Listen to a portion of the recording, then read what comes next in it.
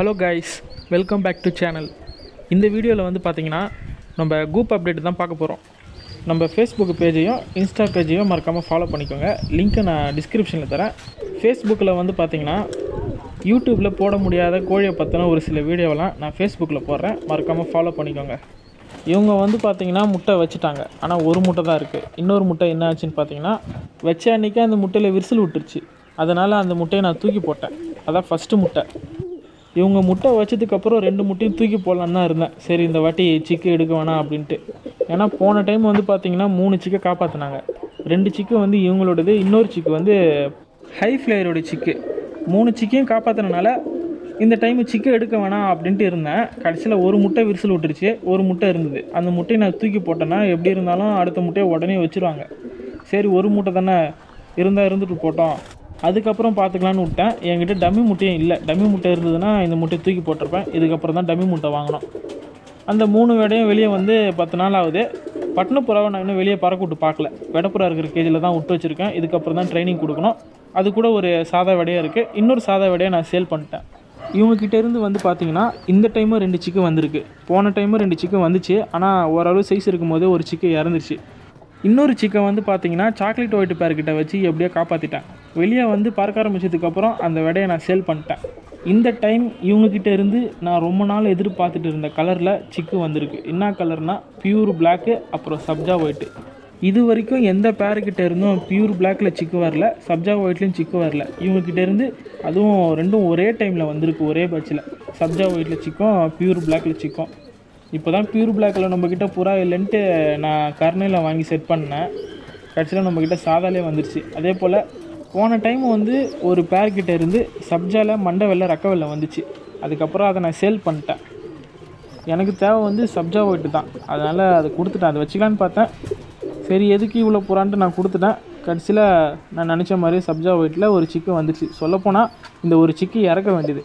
நல்ல வேலை அது என்னான்னு பார்த்து நான் சரி பண்ணிட்டேன். என்ன பிரச்சனைனா, பேக் சைடில் வந்து ஏதோ கட்டி மாதிரி இருந்தது. அதை நான் வெளியே எடுத்துனேன். 2 நாள் சென்று திரும்பவும் அதே போல் இருந்தது. அதே எடுத்துனேன். இப்போ கரெக்டாக சரியாயிடுச்சு. நான் ஏதோ முன்னாடியே பார்த்தனால இந்த சிக்கை காப்பாற்றினேன். இல்லைனா சப்ஜா ஒயிட் சிக்கு கடைசியில் இறந்துருக்கும். போன டைமிங் இவங்ககிட்டேருந்து வந்த சிக்கையும் நான் செல் பண்ணிட்டேன். ஒரு சிக்கு தான் வந்துச்சு. இன்னொரு சிக்கு வந்து அதான் மேலே பார்த்தோம்ல, அவங்களோட சிக்கு. 2த்தையும் ஒரே டைமில் சேல் பண்ணிட்டேன். வெளியே வந்து பறக்க ஆரம்பிச்சதுக்கப்புறம் இந்த டைமு இவங்ககிட்டேருந்து 2 சிக்கு வந்திருக்கு. 2மே சப்ஜா கலராக இல்லை அந்த செக்குர் கலராக என்னன்னு தெரில. வளர்ந்தால் தான் தெரியும், பார்ப்போம். எப்போவுமே இந்த பேர்கிட்டேருந்து ஒரே ஒயிட்டாக தான் வரும். ஆனால் இந்த டைம் என்னன்னு தெரியல, இந்த மாதிரி கலரில் வந்திருக்கு. ப்ரௌனு மட்டும் வரமாட்டேங்குது. அதாவது மேல் கலரில் ஒன்று ஒயிட்டு இல்லைனா சப்ஜா கலரு. ஒரே ஒரு தடவை வந்தது ப்ரௌன் கலரு. அதுவும் 2வது கிளச்சில் போன வருஷம் வந்துச்சு. அதுக்கப்புறம் வரவே இல்லை. ஒரே ஒயிட்டாக தான் இறங்கிட்டு இருந்துச்சு. இந்த டைமு இந்த கலரில் வந்திருக்கு. இந்த டைமு இவங்ககிட்ட இருந்து 2 சிக்கும் வந்துச்சு. ஆனால் என்ன ஆச்சுன்னு பார்த்தீங்கன்னா, மேலே ஒரு பேர்கிட்ட போன டைம் வந்து 2 சிக்கில் ஒரு சிக்கு இறந்துருச்சின்னு சொன்னல, ஓரளவு சைஸ் இருக்கும்போது. அதே போல் இவங்ககிட்ட இருந்து வந்த 2 சிக்கில் ஒரு சிக்கும் இறந்துருச்சு. இப்போ ஒரு சிக்கு மட்டும்தான் இருக்குது. போன டைம் வந்து பார்த்திங்கன்னா தாமரை கலரில் ஒரு விடையும், அப்புறம் ஃபீமேல் கலரில் ஒரு விடையும் வந்துச்சு. ஃபீமேல் கலரில் இருக்கிற விடையை சேல் பண்ணிட்டேன். இது வந்து பார்த்திங்கன்னா ஃபஸ்ட்டு பேட்சில் வந்த ஃபீமேலு. இதை மட்டும் நான் வச்சுருக்கேன். 2வது பேட்சில் வந்த விடையும் சேல் பண்ணிட்டேன். 3வது பேட்சில் வந்து தான் அந்த தாமரை கலரும், அப்புறம் அந்த இது ஃபீமேல் கலரில் இருக்கிற விடையும். ஃபீமேல் கலரில் இருக்கிற விடையை சேல் பண்ணிட்டேன். இப்போ தாமரை கலரும் நம்மக்கிட்ட இருக்குது. அதை ரொம்ப நாள் வளர்க்கணும்னு ஆசை அந்த கலரில். அதனால் அதை நிறுத்தி வச்சுருக்கேன்.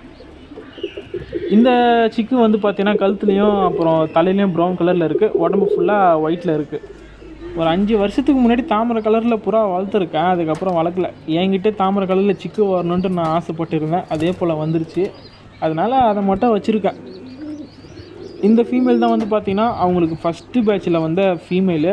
அதுவும் இந்த ஒரு புறா மட்டும் தான் இருந்தது. கூட எதுவுமே வரல. ஒன்று தான் பொரிஞ்சுது. அதனால் கொடுக்காமல் வச்சுருக்கேன். இந்த கர்ணைக்கு பேர் போட்டு வச்சுருக்கேன். இந்த கர்ணை வந்து பார்த்திங்கன்னா ஃபீமேல்னு நினச்சேன். இந்த ஒயிட்டு மேலுன்னு நினச்சேன். கடைசியில் போன வீடியோவில் நம்ம அதை பற்றி பார்த்துருப்போம். பேராக இருந்தனால இந்த கூண்டில் வச்சுருந்தேன். கரெக்டாக ஒரு வாரம் சென்று முட்டை வச்சுட்டாங்க. ஆனால் இது தான் முட்டை வச்சுது. இந்த ஒயிட்டு தான் முட்டை வச்சுது. நான் தான் மாற்றி நினச்சிக்கிட்டேன் போல். இந்த கருப்பு தான் ஃபீமேலு, இது வந்து மேலு அப்படின்ட்டு. கடைசியில் பார்த்தீங்கன்னா கருப்பு வந்து மேலு, இந்த ஒயிட்டு வந்து ஃபீமேலு. கருப்பு வந்து பார்த்திங்கன்னா கர்ணை. அது போன வீடியோவில் நான் சொல்லியிருப்பேன். இது கர்ணைன்ட்டு உங்களுக்கும் தெரியும். நான் ஃபீமேல் நினச்சேன். கடைசியில் இது மேல் கர்ணை.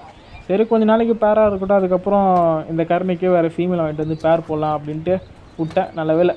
கருப்பு வந்து நான் ஃபீமேல் நினச்சிருந்தேன். அதுக்கு ஒரு மேலே வாங்கிட்டு வந்து போட்டு தான் என்ன ஆகிருக்கும். நல்ல வேலை. வெடப்புறா இருக்கிற கூண்டில் விட்டு வச்சுருந்தேன். சாதா ஃபீமேல் புறா இருந்தனால அது கூட பேராகி நம்ம தப்பிச்சோம். இல்லைனா வாங்கிட்டு வந்து போட்டிருப்பேன். ஏன்னா கர்ணப்புறா அந்த மேல் புறாவை பார்க்கும்போது எனக்கு ஃபீமேல் மாதிரியே தெரிஞ்சுது. அப்போ அந்த மாதிரி இருந்தது எல்லாமே பார்க்கும்போது. கடைசியில் அது மேலாயிடுச்சு. இவங்க வந்து பார்த்திங்கன்னா இப்போ 5வது ஈடு முட்டை வச்சுருக்காங்க. 4 ஈடு வச்ச முட்டை வீணாக்கிட்டாங்க. ஏன்னா முட்டையில் உட்காரவே போன வீடியோவில் நான் இதை பற்றி சொல்லியிருந்தேன். 4வது ஈட்டில் தான் நானே ஒன்று கண்டுபிடிச்சேன். ஏன் இவங்க முட்டையில் உட்காரலன்னா ட்ரேயில் வச்சா உட்கார மாட்டுறாங்க, கீழே வச்சா மட்டும்தான் உட்காடுறாங்க. சரி இந்த டைம் கீழே வச்சுருவோம் அப்படின்ட்டு நான் விட்டேன். இப்போ கரெக்டாக முட்டையில் உட்காடுறாங்க. 4 இடம் வேஸ்ட் ஆகிடுச்சு. மேல் ட்ரேயில் உட்காருது, ஆனால் ஃபீமேல் உட்கார மாட்டேங்குது. சரி இந்த வாட்டி ட்ரே வைக்க வேணாம் அப்படின்ட்டு ட்ரே வைக்காமல் அப்படியே விட்டேன். கீழே இருக்கும்போது மட்டும்தான் முட்டையில் உட்காடுறாங்க. நான் ஃபீமேலை மாற்றி போடலான்னு இருந்தேன். அதுக்கப்புறம் தெரிஞ்ச உடனே மாற்ற வேணாம் அப்படின்னு விட்டேன். ஏன்னா 4 இடம் முட்டை வேஸ்ட் ஆகிடுச்சு. ஃபஸ்ட்டு கிளச்சி, 3வது கிளச்சி, 4வது கிளச்சில் வந்து 2 முட்டை வச்சாங்க. 2வது கிளச்சி மட்டும் ஒரு முட்டை வச்சாங்க. நம்ம கர்ணப்புறாவுடைய அப்டேட் என்னன்னு பார்த்தீங்கன்னா, அதாவது இவங்களுடைய அப்டேட் என்னென்னா, இப்போ 3வது ஈடு முட்டை வச்சுட்டாங்க. ஃபஸ்ட்டு ஈட்டில் 2 விடை வந்துச்சு. 2வது ஈட்டில் ஒரு விடை தான் வந்திருக்கு. அந்த விடை தான் இது. இப்போ 3வது ஈடு முட்டை வச்சுருக்காங்க. முட்டையில் தான் இருக்காங்க. பார்ப்போம் ஒரு முட்டை பொரியுதா இல்லை 2 முட்டை பொரியுதா அப்படின்னு. ஃபஸ்ட்டு வந்த 2 விடை நான் இன்னும் பறக்க விட்டு பார்க்கல. ஒரு தடவை திறந்து விட்டேன். மேலே உட்காந்துட்டு கீழே இறங்கல. அதுக்கப்புறம் நைட்டு நான் தான் பிடிச்சிட்டு வந்தேன். அன்னிலேருந்து திறந்து விடல. அந்த 2 விடையை பறக்க விடும்போது இப்போ வந்த விடையை பறக்க விட்டு பார்ப்போம். இன்னும் நான் காய்ச்சல் போடல. இதுக்கப்புறம் தான் காய்ச்சல் போட போகிறேன். காய்ச்சல் போடும்போது அப்டேட் பண்ணுறேன்.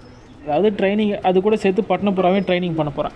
இவங்க வந்து பார்த்திங்கன்னா இப்போ 2வது ஈடு முட்டை வச்சுருக்காங்க. போன ஈடு வந்து அதாவது ஃபஸ்ட் ஈடு வந்து ஒரு முட்டை தான் வச்சாங்க. அந்த முட்டையில் வந்து உட்காரல. நான் கூட போன வீடியோவில் சொல்லியிருப்பேன். அதுக்கப்புறம் முட்டையில் உட்கார ஆரம்பித்தாங்க. அந்த ஒரு முட்டையில் கருவும் கூடிச்சு. நான் போன வீடியோவில் சொல்லியிருந்தேன் அந்த முட்டையில் கரு கூடுமா கூடாதா அப்படின்னு. ஆனால் கரு கூடிச்சு. என்ன ஆச்சுன்னு பார்த்தீங்கன்னா அதுக்கப்புறம் முட்டையில் உட்காரல. அந்த முட்டை வீணாகிடுச்சு. தூக்கி போட்டேன். கரெக்டாக முட்டையை தூக்கி போட்டு 3 வாரம் சென்று இப்போ 2வது ஈடு முட்டை வச்சுருக்காங்க. போன டைமு வச்ச முட்டை சின்னதாக இருந்துச்சு. இந்த டைமும் முட்டை சின்னதாக இருக்குது. பார்ப்போம். நம்ம ஹோமர் புறாவுடைய அப்டேட் என்னன்னு பார்த்தீங்கன்னா, 2 முட்டையும் பொரிஞ்சு 2 சிக்கன் வெளியே வந்துருச்சு. இப்போ 2 சிக்கன் ஓரளவு க்ரோத் ஆகிருக்கு. பேரண்ட்டை சும்மா சொல்லக்கூடாது. ஏன்னா கேரிங்கும் அந்தளவுக்கு இருக்குது. 2 பேருமே சிக்கு நல்லாவே ஃபீடிங்கும் பண்ணுறாங்க. இதுக்கே சொல்லப்போனால் 2 பேரையும் தனித்தனி தான் வாங்கி பேர் போட்டேன். 3 நல்லா பேரானாங்க. பேராகி கரெக்டாக 2 வாரத்துக்குள்ளே முட்டையும் வச்சாங்க. வச்ச 2 முட்டையும் பொரிஞ்சிருச்சு. சிக்கு வளர்ந்ததுக்கப்புறம் ட்ரைனிங் கொடுத்து பறக்க விட்டு பார்க்க வேண்டியதான். நம்ம சாட்டின் பேரோடைய அப்டேட்டு ஒன்றுமே இல்லை. பேர் போட்டு 2 மாதம் ஆகுது. இன்னும் முட்டை வைக்காம தான் இருக்காங்க. முட்டை வைக்காமல் இருக்கிறதுக்கு நிறைய ரீசன் இருக்குது. நானும் கண்டுக்கல. எப்போ முட்டை வைக்கிறாங்களோ வச்சுக்கிட்டோம் அப்படின்னு நான் அப்படியே விட்டேன். நம்ம கட்டிங் மோதின புறா அப்டேட் என்னன்னு பார்த்தீங்கன்னா, இந்த பேரை வாங்கி 1 மாதம் ஆகுது. இன்னும் முட்டை வைக்கல. அதுக்கான காரணம் என்னன்னு கேட்டிங்கன்னா கூண்டு தான். ஏன்னா இந்த சைஸு கூண்டில் விடக்கூடாது. பிரீட் ஆகாது, முட்டையும் வைக்காது. கூண்டு கொஞ்சம் பெருசாக இருக்கணும். இப்போதைக்கு நம்மளுக்கு கூண்டு செய்யவும் டைம் இல்லை, கூண்டு வாங்கவும் டைம் இல்லை.